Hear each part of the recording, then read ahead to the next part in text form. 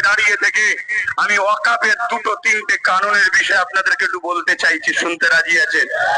প্রথম কথা হচ্ছে এই ওয়াকাফ কালা কানুন যে 2025 করেছে, এর মধ্যে একটা আইন করেছে, যে আইনের মধ্যে লিখেছে কোন জায়গা যদি 12 বছর কেউ দখল করে রাখে, আইন অনুযায়ী সেই জায়গার সত্তার মালিক সে হয়ে যাবে। কিন্তু ধর্মীয় প্রপার্টিতে 12 বছর হোক আর যত বছরই হোক, কেউ কিন্তু দখল করে রাখলে তার সত্তার মালিক কিন্তু হতে পারে না। ওয়াকাফ চাইলে তাকে উঠিয়ে দিতে পারে। কিন্তু নতুন করে কেন্দ্র জালিম সরকার কি করেছে, যে বলছে মুসলমানের উপকারের জন্য করেছি। কথা বুঝে আসছে? মুসলমানের উপকারের জন্য করেছি। খুব খারাপ লাগলে মাফ করবেন, টয়লেট যদি বলে আমি খুশবু দিতে এসেছি, এটা যেমন হাস্যকর, তার থেকেও বড় হাস্যকর কেন্দ্র সরকার মুসলমানের উপকার করছে, এটা বড় হাস্যকর। এর চেয়ে ভালো উদাহরণ আমার কাছে নেই। আপনাদের কাছে আছে নাকি? আমাকে তো এমনি বলে অনেকে, সবই ঠিক আছে আব্বাস সিদ্দিকীর, কিন্তু বড্ড কড়া কড়া কথা বলে ফেলে। কড়া কড়া কথা বলবো না, আমার দেশকে লুটা হচ্ছে, এখন মিষ্টি বা বিতরণ করে কথা বলবো নাকি? আমার ইসলামের উপর আঘাত দেওয়া হয়েছে, মিষ্টি বিতরণ করে কথা বললে আপনি খুশি হবেন মনে হচ্ছে নাকি? কারণ আপনার সঙ্গে আমার দেখার প্রয়োজন নেই, কিন্তু আপনি আন্দোলনে নামুন না, আপনার লোক নিয়ে নামুন না, আমাকে বাদ দিয়ে করুন না, কিন্তু আপনি করবেন না, কথা বলবেন, জানতে হবে এটাও পিছন থেকে টানার একটা ষড়যন্ত্র। তো সেই জায়গায় কি করছে কেন্দ্র সরকার, যদি কেউ ওয়াকাফ জায়গাকে, ধর্মস্থানের জায়গাকেও 12 বছর ধরে দখল করে থাকে, তাহলে সে সেই জায়গার মালিক হয়ে যাবে। কেন্দ্র সরকার অলরেডি 2014 থেকে এসে পুরো দেশ জুড়ে ওয়াকাফের জায়গাকে দখল করে রেখেছে। আমি চিন্তা করে দেখছিলাম যে রাজ্য সরকার, আমাদের তো আন্দোলন ওয়াকাফ কালা কানুনের বিরুদ্ধে, ইনার হঠাৎ করে মাথায় ব্যথা হলো কেন? ইনি হঠাৎ করে এত রেগে গেলেন কেন? যে বাংলায় যদি কেউ ওয়াকাফ কেনে গুলোগুলি করে, তার সব থেকে বড় দুশ্মন আমি হব, এই মাথা গরমের কথা কেন বললো? উনি কি ট্যাবলেট খেয়েছিল সেই সময়? যেমন আজকে কেউ বলেছে বারবার ওষুধ খাই, আমার হুঁশ নাই। আমি জানি না ওই দলে কি সবাই কম বেশি ওষুধ খাইতে, আমার জানা নেই। এত বড় কথাটা কেন বলতে গেল? আমি চিন্তা করে দেখলাম, এই ভাই এটা কেন কথা এলো জানেন তো নাকি? কেউ একজন বললো না যে আমি ওষুধ খেয়েছিলাম, যে আমার পুলিশ বন্ধুদের মা বললে পরিবার নিয়ে গালিগালাজ করছিল, শুনছেন না? আমার পুলিশ বন্ধুদেরও বলি, শীত যারা সোজা করেন, যাদের শীত যারা সোজা আছে, তাদের মা বোনকে কেউ ধমকাইলে চমকাই না, তাদের মা বললে কেউ খারাপ কথা বলে না। কেন জানে শীত যারা সোজা আছে পাছা লাল করে ফেলবে। আর যারা প্রশাসন সেজে শীত যারা বিক্রি করেছেন, সেই প্রশাসনদের জন্য আমাদের দুঃখ হয়। আজকে কত অপমান বলেন তো! আমাদের যারা রক্ষক, আমাদের যারা নিরাপত্তা দেয়, সেই প্রশাসন আজকে নিরাপদ নেই। তার বোন, তার বেটি, তার মা নিরাপদে নাই, তাকে হুমকি দেওয়া হচ্ছে, তার মা বোনের স্নানের নোংরা কথা বলা হচ্ছে। এটা কি আমাদের জন্য খুশির খবর না দুঃখের খবর? অত্যন্ত দুঃখের খবর। কিন্তু আমি বলে যাচ্ছি, কিছুই হবে না। দেখবেন ওকে আরো বড় পদ দিয়ে হবে, ওকে আরো বড় কোনো জায়গায় পৌঁছে দেওয়া হবে। কেন? ও আজকের বাজারে ঠিক কথা বলেছে, এটাই প্রমাণ দিতে চাইছি। তো যাক, আমি বিষয়ে যাচ্ছি না। আমি বলতে চাইছি কি, রাজ্য সরকার বিরোধী করার কারণ কি? কেন আইনটা করেছে কেন্দ্র সরকার, আন্দোলন হবে কেন্দ্র সরকারের বিরুদ্ধে। লোক আন্দোলনে গিয়ে বলবে মোদি হাঁটাও, বিজেপি হাঁটাও, কেন্দ্র সরকার মুর্দাবাদ। এটাই তো হবে নাকি প্রোগ্রামে? এখানে দিদিমণির হাঁটান মারা করো হলো কেন? আমি অনেক চিন্তা করে দেখলাম, ও আইনের মধ্যে লেখা আছে 12 বছর কেউ যদি ওয়াকাফ দখল করে রাখে, মসজিদ, মাদ্রাসা, কবরস্থান, ঈদগাহ জায়গা, সেটা তার হয়ে যাবে। দিদিদের এই আইনটা যদি চালু হয়ে যায়, অলরেডি আমি আমার চামচারা 75,000 বিঘে জায়গা দখল করে রেখেছি বাংলায়। কত? সব রেকর্ড হচ্ছে। রাজ্য সরকার 75,000 বিঘে জায়গা ওয়াকাফের, মসজিদ, মাদ্রাসা, কবরস্থান, মুসলমানদের বাপ দাদা দান করা সম্পদ, ইসলামের সম্পদ, 75,000 বিঘে জায়গা কম বেশি রাজ্য সরকার দখল করে রেখেছে। 13 বছর চলছে। 12 বছরের আইন যদি লাগু হয়ে যায়, সব সম্পদের মালিক রাজ্য সরকার হয়ে যাবে। তে তো দেখছি আমার বিনা বিরোধী করে মুসলিম দরদি দেখিয়ে মুসলমান আমার সাপোর্ট করছে, আবার আমি মুসলমানদের ভোটেই সরকার হচ্ছি, অথচ মুসলমানদের ৭৫,০০০ বিঘে জায়গা নিয়ে নেবো, কেউ বুঝতে পারবে না।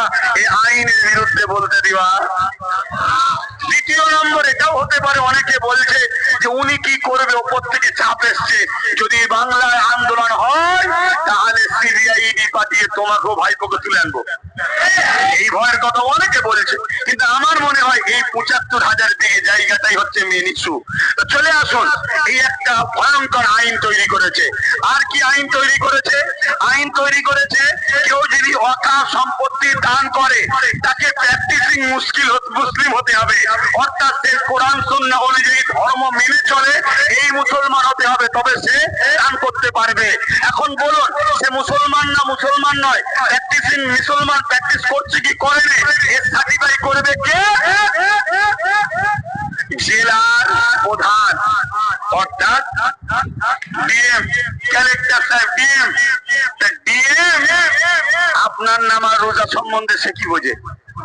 আপনি দান করতে যাবেন, বলবেন না আপনি, আপনাকে সন্দেহ হচ্ছে আপনি মুসলমানই নয়, আপনি ফজরের নামাজ পড়েননি, আপনি রোজা রাখেননি, আপনার এই সমস্যা। কি রকম ভাবে ভয়ঙ্কর ভয়ঙ্কর আইন করেছে বুঝতে পারছেন? আরো আইন করেছে ভয়ঙ্কর।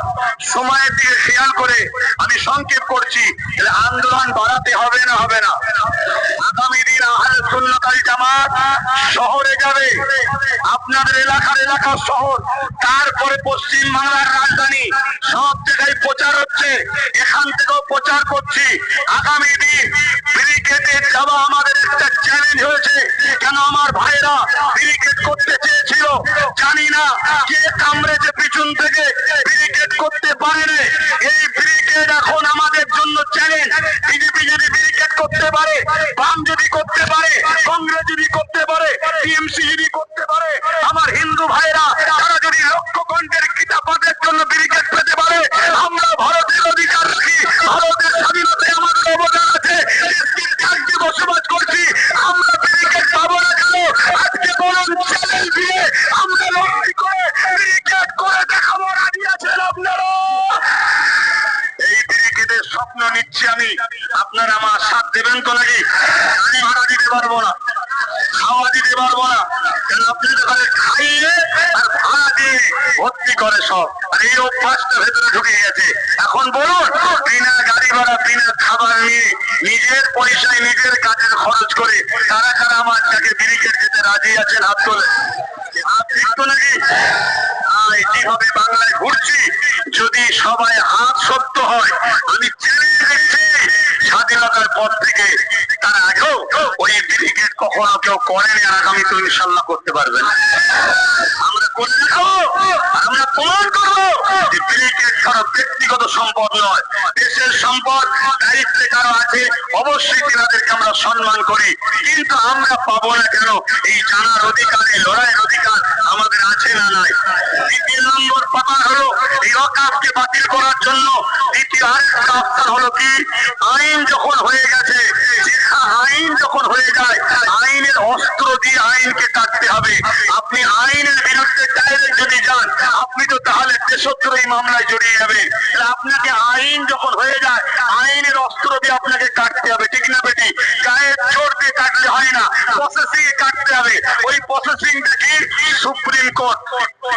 সুপ্রিম কোর্ট আজকে বলুন, একজন সাধারণ মানুষ সুপ্রিম কোর্টে যাওয়া, আর আমাদের সবার প্রতিনিধিত্ব যিনি করছেন মাননীয় সিএম, তিনি যাওয়া দুটো এক না আলাদা? তিনি যাওয়া মানে 10.5 কোটি লোকের যাওয়া, তিনি কি গেছে? জোরে বলুন, গেছে? অথচ তিনি বারবার কলকাতার রেড রোডে কি বলতো? বিজেপিকে হাত থেকে বাঁচাবার জন্য আমায় ভোট দাও, আমি পুরো দেশে মুসলমানকে বাঁচাবো। মানে ঢপ মারার একটা লাইন আছে, পুরো দেশে বলছে, রাজ্যেই বললে আলাদা কথা হতো। আজকে ঠিক আছে, আপনি যদি আমাদেরকে বাঁচাতেই চান বিজেপির হাত থেকে, বিজেপি যখন কারা কানুন তৈরি করেছে, এখানে তেলেঙ্গানা কি বলে, তামিলনাড়ু যাচ্ছে, বিভিন্ন আরো রাজ্য কেস করছে, 8টা রাজ্য কেস করেছে, আপনি কেন গেলেন না? আপনাকে অবিলম্বে কেস করতে যেতে হবে। আর যদি কেস করতে যান, তাহলে 26-এ দিল্লি চলে যান, বলবো না, যার থেকে ভালো লাগে তার সাথে থাকবে, এটাই বলবো। আর যদি আপনি যদি না যান তাহলে 26-এ মসজিদ মাদ্রাসা কোরআনের বিরোধীতে ঘরে দিল্লি চলে যাও বলা দরকার। ইমানের দায়িত্ব আছে না নাই? হাত তুলে বলতে হবে আল্লাহকে সাক্ষী রেখে বলার দায়িত্ব আছে না নাই? দ্বিতীয় 3 নম্বর কথা, কিন্তু নওশাদ গেছে সুপ্রিম কোর্টে, যাকে মুসলমানরা বিজেপির দালাল বলেছিল, তাই তো নাকি? নওশাদকে যারা আমাকে যারা বিজেপির দালাল বলবে মনে রাখবেন এরা সব থেকে বড় বিজেপি। এরা কি করে জানলো ওদের সঙ্গে আমাদের সেটিং আছে? ওর সাথে সেটিং আছে বলে তো জানে, এবং নিজে বিজেপি। এটা ও স্বীকার করুক যে হ্যাঁ আমি বিজেপি, তারপরে আমি এসে বলবো দালাল কি দালাল নয়, আগে ওকে স্বীকার করতে হবে। কথা মাথায় ঢুকছে না ঢুকে নেই? কত বড় আমাদেরকে ধোকা দিয়েছে দেখুন। আজকে বুকে হাত দিয়ে বলুন তো ভাই, শুনছেন আমার কথা? বুকে হাত দিয়ে বলুন তো, এই মুহূর্তে ধরুন পশ্চিমবাংলায় যিনি সরকারে আছে উনি বসে আছে, মাননীয়রা বসে আছে, কিন্তু আমি ওই যে বলেছিলাম না 21-এ 3টে পায়া ওনাকে দাও, একটা আমাকে দাও, বলেছিলাম না? ধরুন এই যে চেয়ারে 4টে পায়া দেখুন, ধরুন মাননীয়াই বসে আছে, কিন্তু 3টে পায়া ওনার, একটা পায়া যদি আমাদের থাকতো উনি ওই চেয়ারে বসে আমাদেরকে হুমকি দিতে পারতো, আমাদেরকে দিল্লি চলে যাও বলতে পারতো। আজকে বলুন তো নওশাদের সাথে যদি আরো কোটা 40 থাকতো আজকের দিনে, আপনাদের উপকার হতো না ক্ষতি হতো? তাহলে আপনারা নিজেদের ভুল করেছেন না করেননি? তাহলে 26-এই ভুল করবেন, নিজের পাওয়ার তৈরি করুন। মনে রাখবেন লোহা না হলে লোহাকে কাটা যায় না, এটা আপনাদেরকে বোঝাবার জন্য বললাম। তাহলে 3 নম্বর অপশন, দ্বিতীয় হলো সুপ্রিম কোর্ট কেস। কিন্তু সুপ্রিম কোর্টের উপরে আমাদের ভরসা আছে না নাই? আস্থা আছে না নাই? দেশের নাগরিক হিসাবে থাকতেই হবে, নাই কিসের নাগরিক সে। কিন্তু সুপ্রিম কোর্টে যেনারা বিচারক তেনারা তো মানুষ নাকি? মানুষ তো নাকি? কারো পরিবার বাচ্চাদের তুলে যদি বলে আইনটা এইদিকে না গেলে ঝেড়ে দেবো, সে ভয়ে উল্টো আইন করতে পারে না? বা কালকে হয়তো রিটার্ন হবে, আজকে ঢোক করে বলে দিয়ে রাত 12টার সময় সই করতে পালাতে পারে না? যেমন বিগত দিন বাবরি মসজিদের সাথে হয়েছিল। আর বাবরি মসজিদের সই হওয়ার পিছনে কারণ আছে, আমরা আন্দোলন বন্ধ করে দিয়েছিলাম তাই হয়েছিল। ঘুমিয়ে পড়ে যাবে না, আপনাদেরকে ঘুমাতে চাইবে। অনেক মোল্লা মলি সাহেব বলবে, অনেক রাজনীতি দলের নেতারা বলবে কেস যখন চলছে একটুখানি আন্দোলন বন্ধ রাখো, বলবে কেন?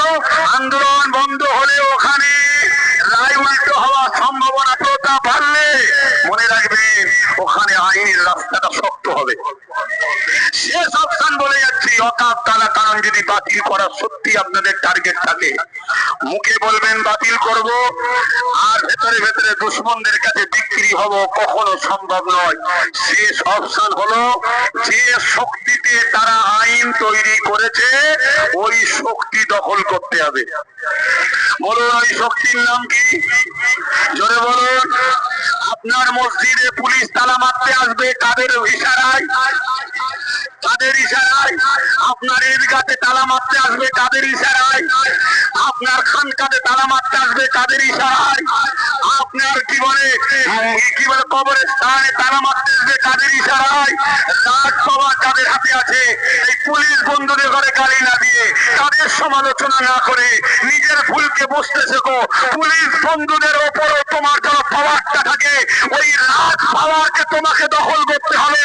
তুমি যদি রাত পাওয়ার দখল করতে পারো তাহলে প্রশাসনকে হুকুমও কেউ করবে না, তোমার মসজিদে কেউ তালা মারতে আসবে না, তোমার মাদ্রাসে কেউ তালা মারতে আসবে না, তোমার ঈদগাতে কেউ বলডুজার দিতে আসবে না। কেন? তোমার হাতেই তো পুলিশের পাওয়ার আছে। ওই পাওয়ারটা নাম হলো রাত পাওয়ার। এই রাত পাওয়ার দিয়ে যেমন আইন করেছে, আগামী দিন আসো আমরা গর্জে উঠি, রাত পাওয়ার তৈরি করি।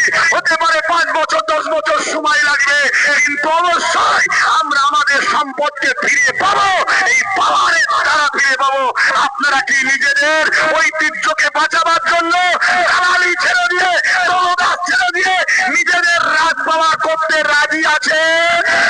রাজি আছেন? রাজি আছেন? রাজি যদি থাকেন তাহলে লড়াইটা গ্রাম থেকে শুরু করুন।